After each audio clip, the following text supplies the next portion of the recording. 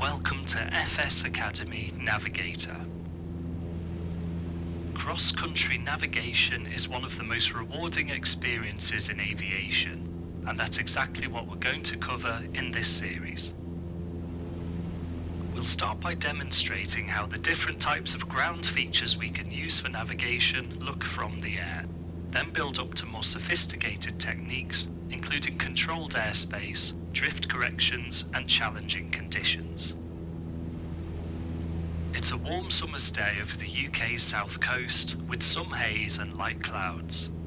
Great conditions for commencing our exploration of VFR navigation. VFR standing for Visual Flight Rules. Keep following the coast eastbound at 2,500 feet, and we'll take a look at how to select and use ground features for navigation. Navigation in its basic form is stringing together a series of landmarks that are easily visible from the air. There is a wide range of useful features that you can select as waypoints, which can be divided into three main categories: lines, points, and areas. On your left side is the coastline, which is a great example of a line feature. A line feature gives very accurate guidance in a single dimension. This is to say that when following a coast, as we are at the moment, we have a very clear indication of our lateral tracking, as it's immediately obvious if we are to the left or right side of the coast. However, following a straight line gives little information in terms of distance, unless there is a standout feature along the line, such as a town, harbour, pier, or other distinctive landmark.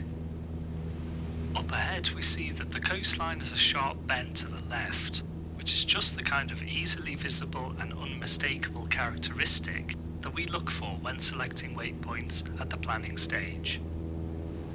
Fly along the coast until we reach the sharp bend, known as Selsey Bill. Aim to keep us at 2,500 feet.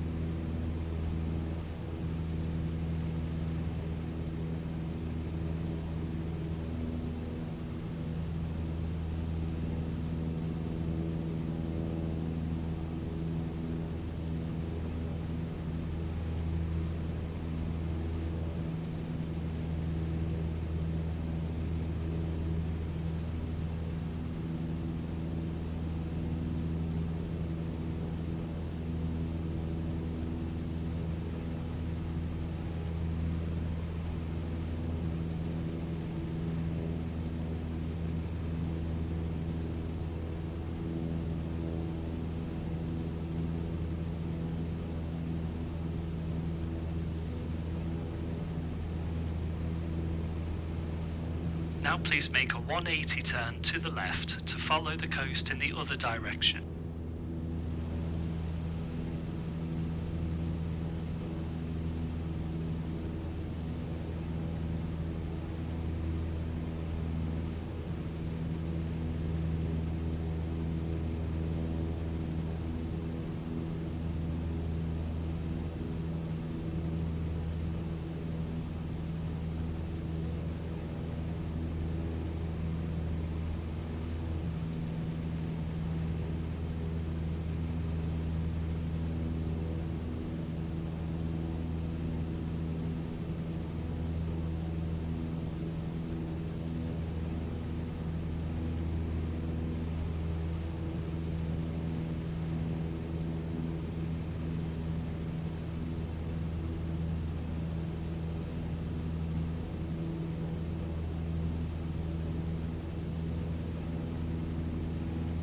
Again on our left we see the coastline. It's typically best to keep a line feature to your left side, as this makes it easiest to see from your seat.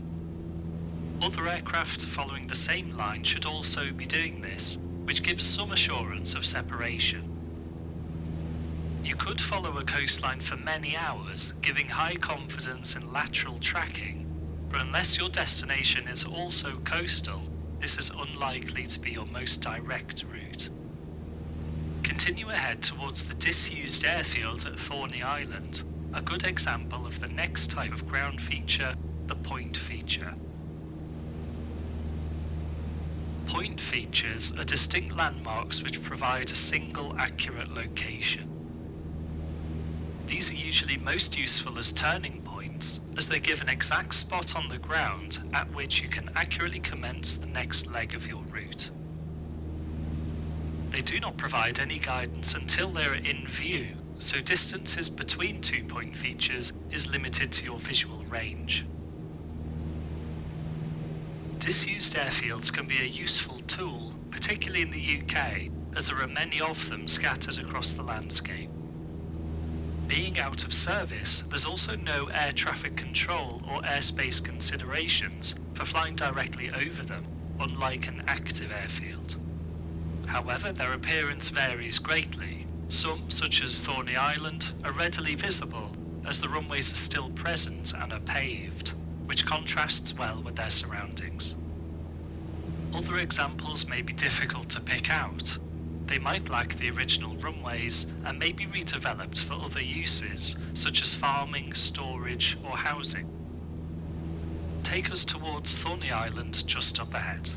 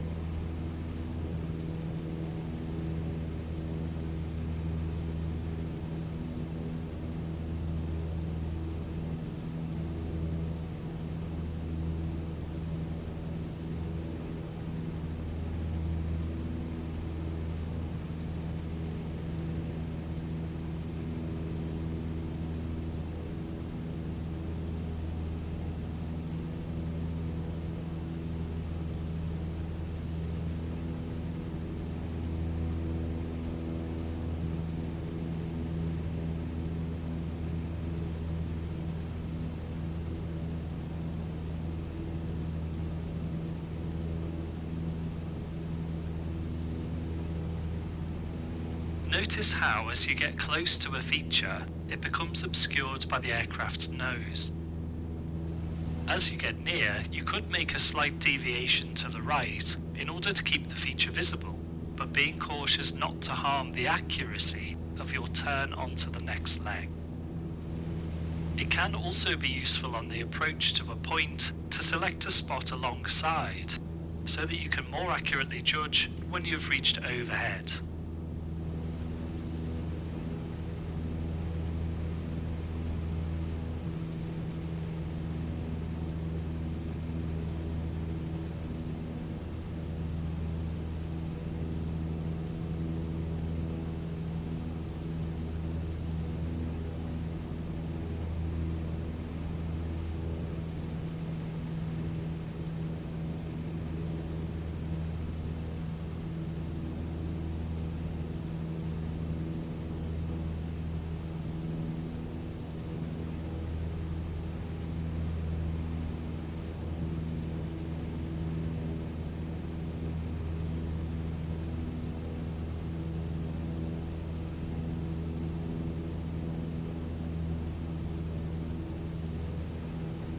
We're overhead Thorny Island now.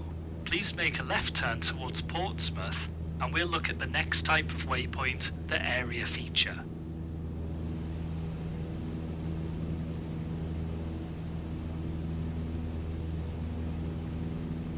Up ahead we have the city of Portsmouth, situated on Portsea Island. Portsmouth is a very historic military city, having been a huge part of the Royal Navy since 1194, and is home to about 2/3 of the Navy's surface ships. Towns and cities are typically too large to be considered as a single point, but their large dimensions do make them more visible from a distance. It is often most useful to select a point feature that is within an area feature. This could be a landmark building, major road junction, or perhaps a sports stadium. The large area feature gives visibility from a distance, and then when you get nearer, the point feature provides accuracy. Other examples of area features are industrial facilities and large lakes, each with their own benefits and limitations, which you'll experience throughout Navigator. Keep us on our way to Portsmouth and we'll pick out a point feature once we get nearer.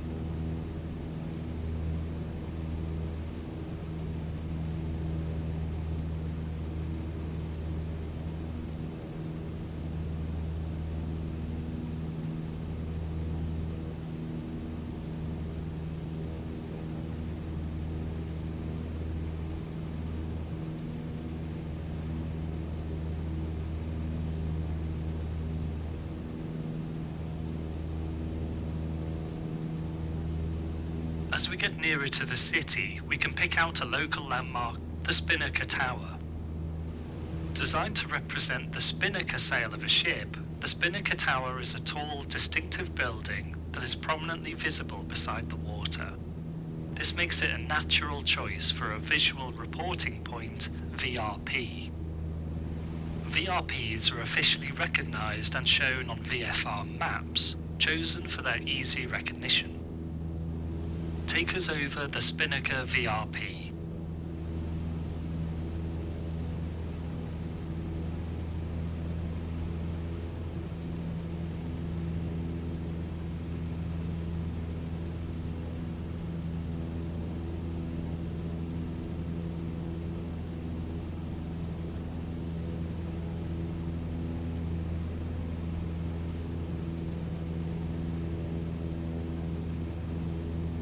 Notice how densely populated Portsmouth is, with rows and rows of terraced streets. Choosing a particular street would be challenging, even for those familiar with the area, making them unlikely choices for a point feature.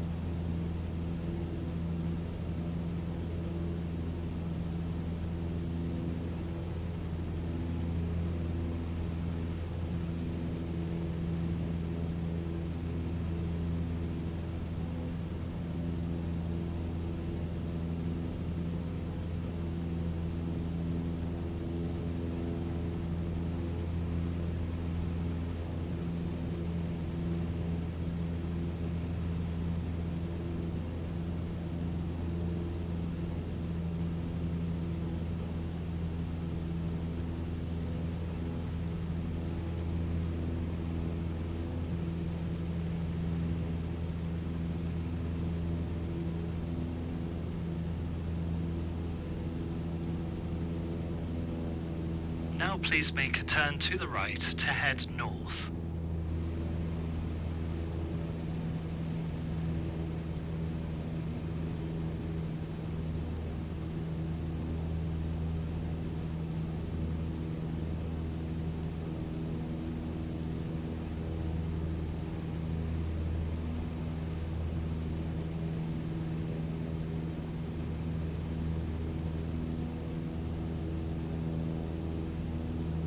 We'll now look at crossing a line feature rather than following along its length. As line features are single dimension, as we discussed earlier, If we plan to cross over the line, we get little to no lateral guidance as we approach. But we do now get very accurate distance information, as we know the exact moment that we cross the line, in this case the M27 motorway. This can be very useful for checking timings to see if the flight is progressing at the expected speed. Major discrepancies can indicate a change in the wind. Fly north until we reach the M27 motorway.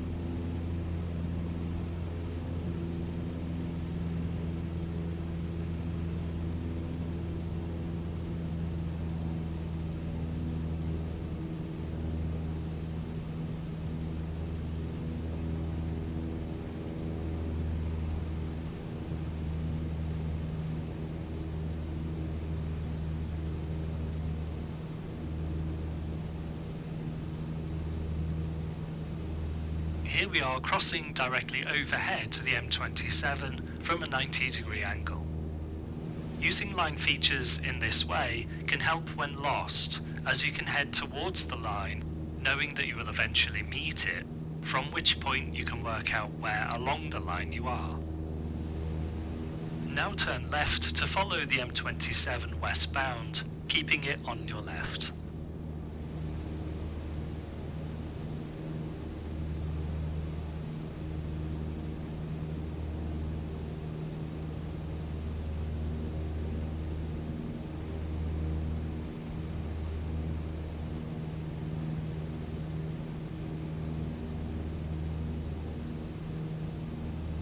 Level the wings here and we can see the motorway stretching off into the distance, which would be an easy line feature to follow.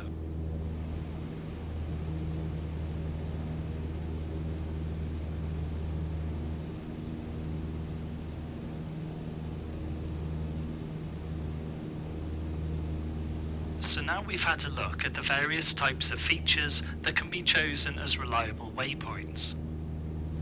Throughout Navigator, we'll introduce concepts such as wind drift and the navlog, plus explore some of the varied landscapes that you will come across, such as mountain valleys, snow-covered countryside, and a dark night in the desert. Next, we'll look at stringing a series of waypoints together to form a basic route.